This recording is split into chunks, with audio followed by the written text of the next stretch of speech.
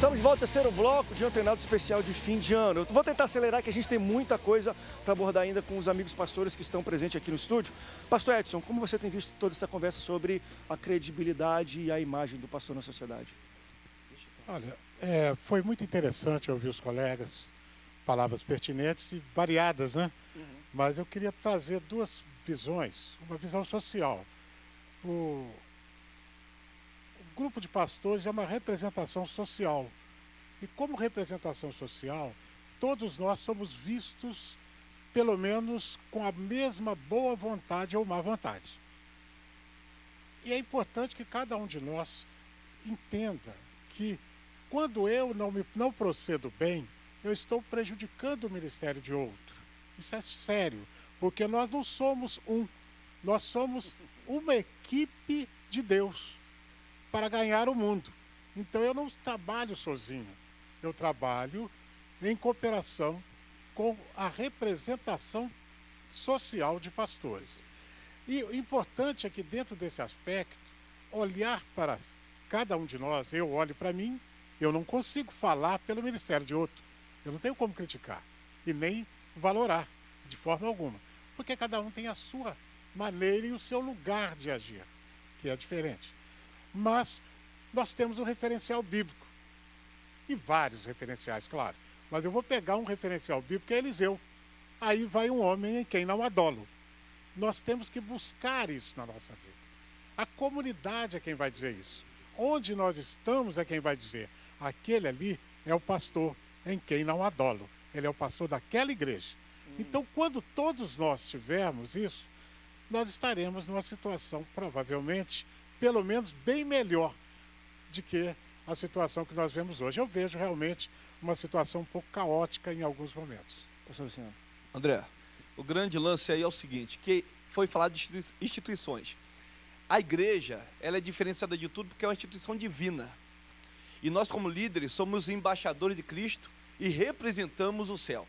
Então, quando se fala de Petrobras, quando se fala de Polícia Militar, de Bombeiro, é uma coisa. Mas quando se fala de instituição divina, a indignação da sociedade é quanto a isso, é a igreja. Não tem comparação. E nós, como representante, é muito difícil.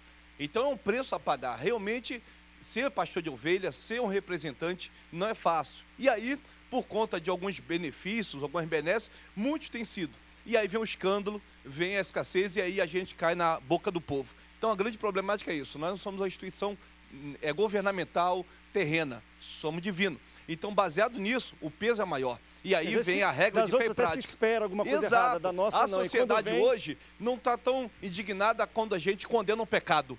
A sociedade está indignada quanto dentro de nós, dentro do nosso meio, tem as nossas quedas, as nossas falhas. Então a Bíblia diz, aquele que está em pé, cuide para que não caia. Para construir um prédio, anos. Para derrubar, rápido. Então é só palavrinha só para completar. Muito obrigado, pastor, pela sua palavra, que foi bem pertinente também. Mas eu queria dizer o seguinte, a sociedade nos critica pelo que nós fazemos ou pelo que nós não fazemos? Não quero deixar essa pergunta no ar. Não vai dar tempo, pelos dois. Para corroborar um pouco. Eles fazem e deixam de fazer. Eu particularmente, eu ainda acredito que os bons são maioria, sabe? Perfeito. Eu acredito que os bons são maioria. E em todas as áreas, tudo bem. Quando a gente começa a achar... Daqui a pouco a gente vai falar de política. Quando a gente começa a achar que é só uma minoria que presta, e Deus vai e mostra pra gente que tem mais 7 mil que não se dobraram. Então, assim, eu vejo da seguinte forma. Eu sou filho de um pastor, sou pai de outro pastor, conheço centenas de pastores, tem homens de Deus aqui, representantes de diversas igrejas. Então, assim, se um desse grupo aqui errar, isso não desqualifica todos. Eu não posso generalizar o ministério de todos. Tem gente aqui que tem 30 anos de ministério. 30 anos é uma vida. Isso não pode ruir por causa de um erro de um cidadão que aceitou um dinheiro de alguém e saiu na televisão. Isso é besteira, em vista daquilo que a gente constrói ao longo de tanto tempo. Por isso que eu trouxe aqui para alertar um pouco, porque às vezes até no debate eu sinto muito isso. É porque está todo mundo, e isso vem às vezes mais de pastor. A crítica às vezes mais forte não é da sociedade nem do membro, são de outros pastores. Só para deixar isso claro, porque é o que eu sinto aqui no canal. Rosinha Garotinho, eu fui chefe de 3 postos de Detran no Rio de Janeiro. Fui conceituado em todo o Detran no Rio de Janeiro como pastor sério, porque nunca aceitei uma propina, entendeu? Secretário de Justiça Sérgio Sveiter foi no posto de Niterói, secretário de Justiça. Chegou o motorista dele lá na minha sala. Por favor, estou com um carro do secretário para fazer vistoria. O senhor podia botar na frente? Eu falei, não. Porque aqui todos têm o mesmo direito. Todo cidadão paga o DUT para fazer a vistoria, paga o IPVA. Por que eu vou botar ele na frente? Perfeito. Não passou 3 minutos, chega um cara de terno na minha frente. O senhor que é o chefe do posto? Eu falei, pois não, senhor. Poxa, eu quero lhe parabenizar. Eu falei, por quê? Porque o seu chefe do posto é sério. Porque eu mandei o meu motorista falar que o meu carro estava aí, não falei para ele falar que eu estava, e o senhor não atendeu. Eu não atendo mesmo, nem o senhor. Sério? André, Tem alguma coisa ainda desse Isso gerou uma reputação no governo. Isso é legal. Pastor, O pastor, isso O é homem me legal. chamou para ir para cobertura ali em Niterói, comer um churrasco com ele. Eita, Deus! Agora, Aí deixa de ser pastor, entra na carne. eu fui o chefe que mais colocou pilantra, que pegava propina para fora. Botei 26 pessoas na rua, não por não merecerem o trabalho, não, porque não mereciam trabalhar comigo. Só quero Perfeito. falar Porque sabiam que era detalhe sério. Eu acho que a função pastoral, que a pergunta é essa, sobre a função pastoral, ela é caricata, na minha opinião, na sociedade brasileira. Só que, quando você tem uma relação com uma pessoa de 20, 10, 5 anos uma pessoa íntegra, aí tudo bem, é óbvio, você pode ser pastor, policial, ninja, o que você quiser. Ser servo de Deus, aí tudo bem. Agora, a função pastoral, meus irmãos, ela é caricata na sociedade brasileira. Muito mais por aquilo que o pastor falou, aquilo que a gente não faz. A gente olha para a sociedade de 2013 a 2014, toda a nossa tentativa de reformular a sociedade, política, em todos os aspectos. E o ministério pastoral, ele não é bem visto. A Câmara não tem vários pastores e cristãos. E o que está acontecendo no Brasil? Aí você olha para a sociedade e pergunta para qualquer um dessas pessoas e você vê uma boa resposta. Pelo amor de Deus, isso chega a ser ofensivo, na minha opinião. A nossa função pastoral dentro do Brasil, ela chega a ser ridícula para a sociedade. E isso me impressiona. Eu ouço isso do ensino médio, eu ouço isso na faculdade, eu ouço isso em centros de mestrados. Onde eu vou, agora, eu estou numa relação amigável com a pessoa, estou numa relação amigável com a pessoa me conhece, é óbvio. É a nossa integridade, assim vai. Vamos ver Eu queria pastor só, a pastora, ela falou uma coisa, e pode ser entendida de maneira diferente, sobre o púlpito como um picadeiro e usando as pessoas que brincam no púlpito. E eu, particularmente, tenho 2 amigos que são talvez os maiores brincalhões que tem no púlpito. Mas quando no trato da pessoa deles, na vida deles, modo de retórica, são né? as pessoas sérias demais. Ou seja, eles usam o bom humor para comunicar a mensagem e não fazem disso uma palhaçada na própria vida. São homens de uma mulher só, pagam suas contas, respeitados na sociedade onde vivem, são homens sérios. Então é só para complementar. Não, sim, mas é para complementar no sentido para não ficar uma interpretação equivocada. Deixa eu passar a entendo. página aqui.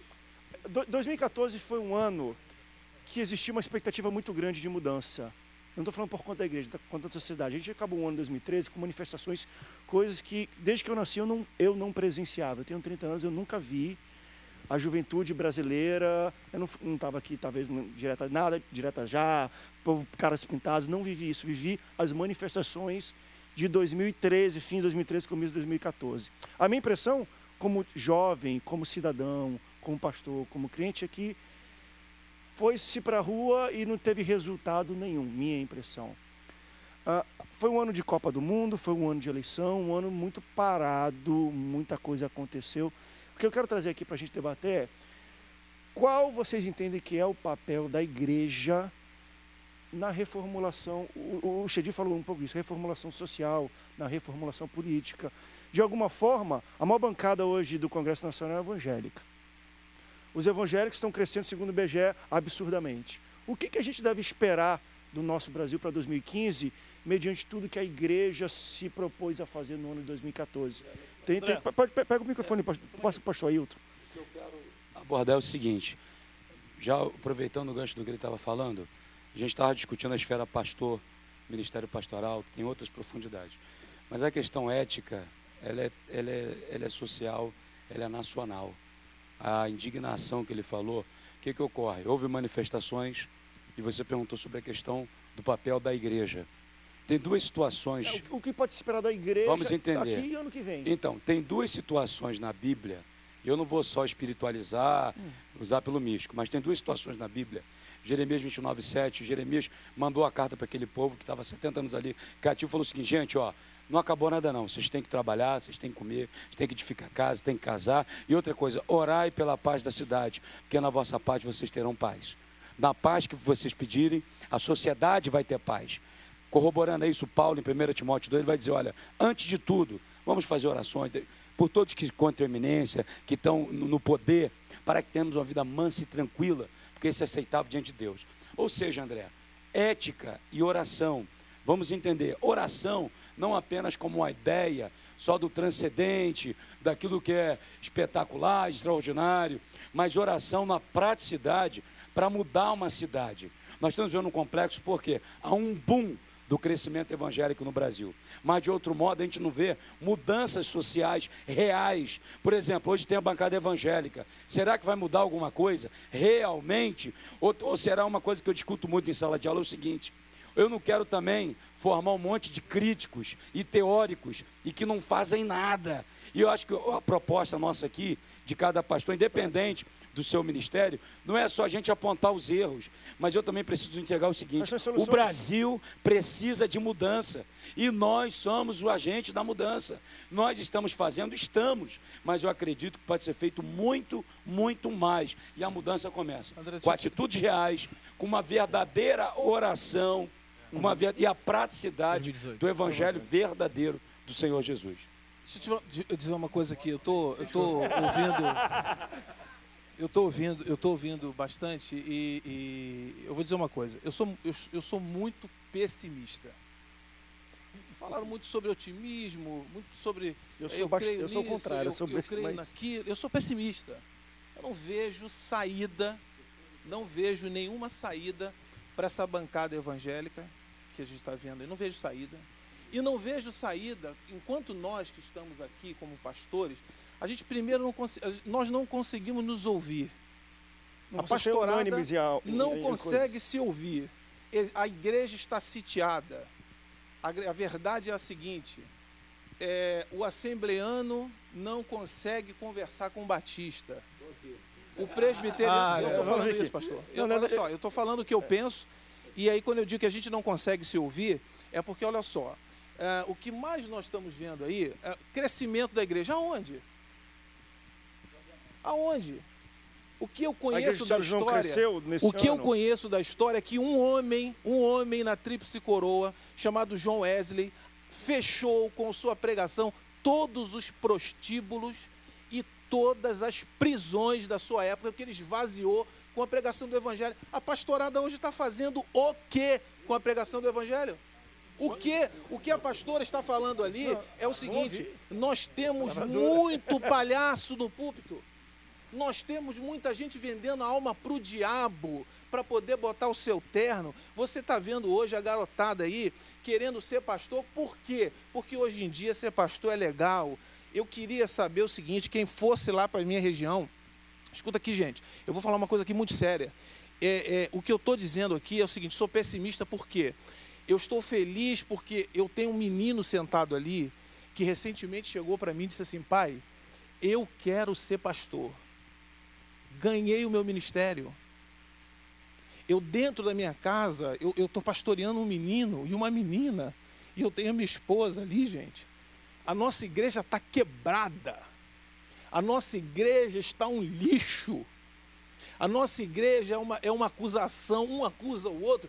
Pastor que cometer um pecado está desempregado e, se não for bivocacionado, vai passar fome.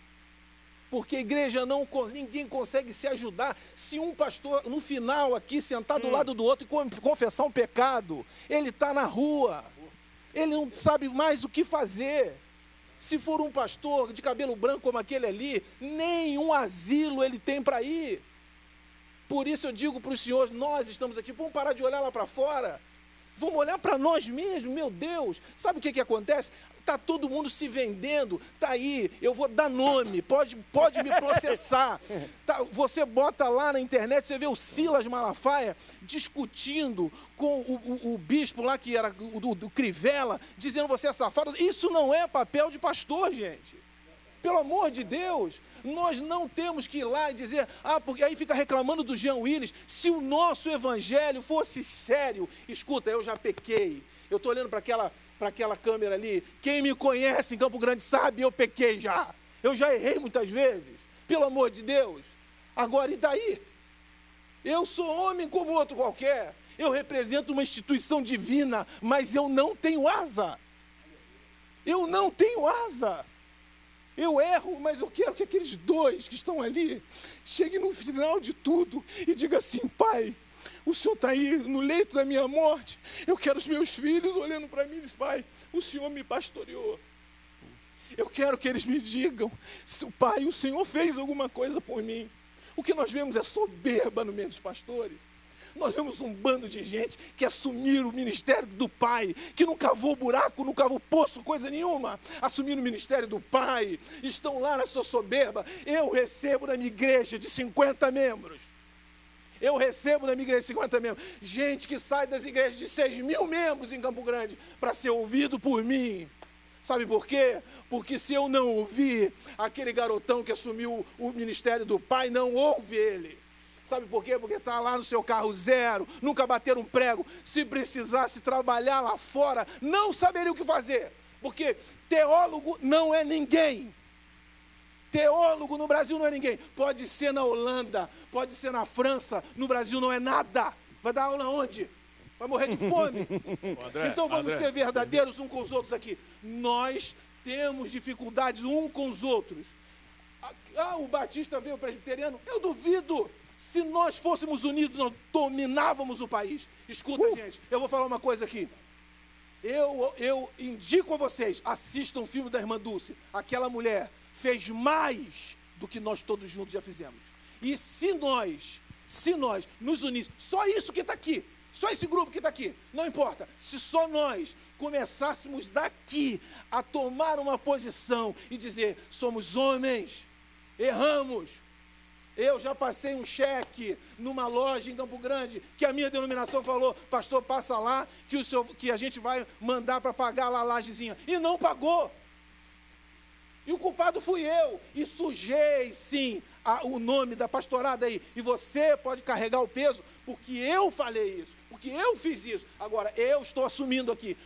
Cometi outros erros. Cometi erro com membro, cometi erro com pessoa, cometi erro contra minha esposa, cometi erros contra meus filhos. Mas eu ainda digo, quando me olho no espelho, eu entendo uma coisa. Foi Deus que me chamou.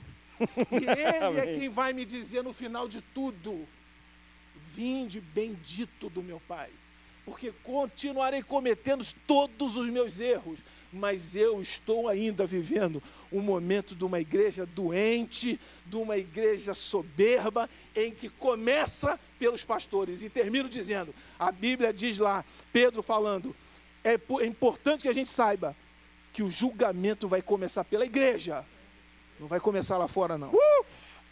Depois disso que o professor Alexandre falou, vamos para o rápido intervalo, pega o lenço aí, crente, limpa aí que foi forte aqui a mensagem.